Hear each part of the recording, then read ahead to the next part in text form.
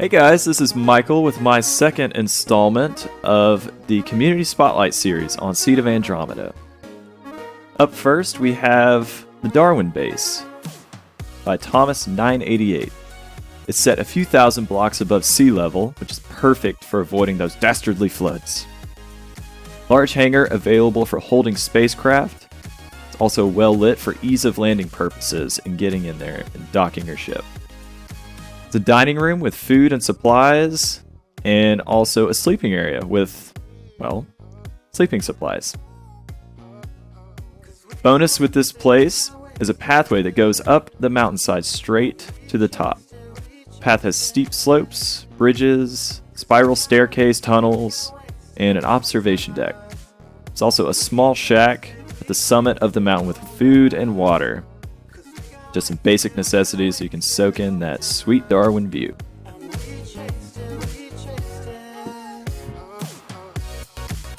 Up next we have Spaceships Pixel Art by Fireball 24.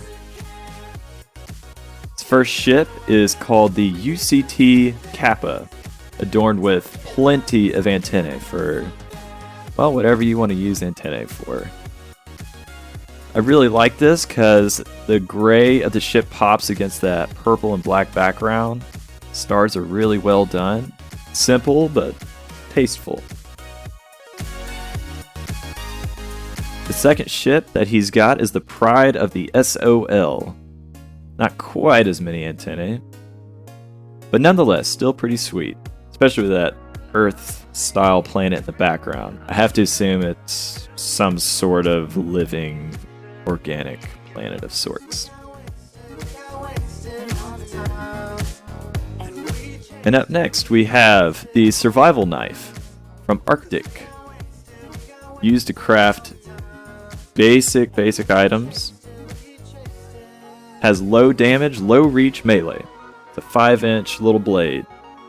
This can be paired with a stick to make a spear type weapon, which does increase the reach and damage. However, you lose the crafting abilities because cutting stuff with a spear is just very, very difficult. And you know what? Just take it off if you need to cut something. So this knife is theoretically invincible, which means that it won't break down, so you won't have to worry about rebuilding it, repairing it. So its lifespan is long enough, though if the stick breaks when it's in spear form, the knife will return to its original status, just the survival knife. The story with this is that it's issued from the Andromeda Corporation. It's a basic survival knife in every essence of the word. It cuts meat, can attack small animals, but keep in mind, it's a 5-inch blade. Don't want to be attacking anything that can bite back too hard. And finally, we've got laser guns. The Laser Shatter Ray and the Laser Shatter Beam. Both are from Arctic. The Laser Shatter Ray is a human pulse laser. This is the human adaptation of the Shatter Beam, which is the alien laser. So the Shatter Ray, being an attempt at the alien style of the weapon, has a bit more human principles applied to it in that they have a pistol grip, a retractable stock, a detachable battery block. This block can lead to overheating.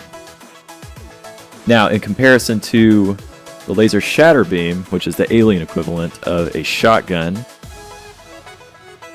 the Shatter Beam shoots a ring of high power light which carves out the target ideally. This is dependent on how much of the ring is on target, also dependent upon range. Keep in mind it's ineffective past about 50 meters. The battery in this is not removable, and it has to be recharged at an alien base for whenever you run out of energy.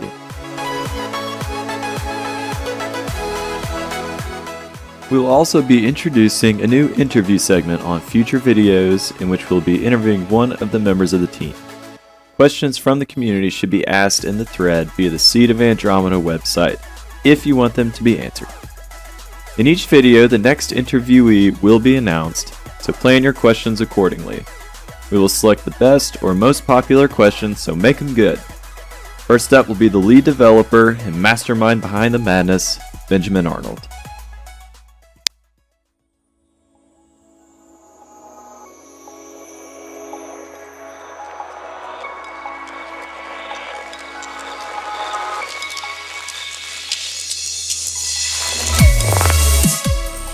This concludes Community Spotlight number 2 by me. Keep tuned in. If you have any ideas or contributions, inbox them to me on the Seed of Andromeda website. My username is MichaelCM. They just might get used on our next Community Spotlight. Alright, thanks guys.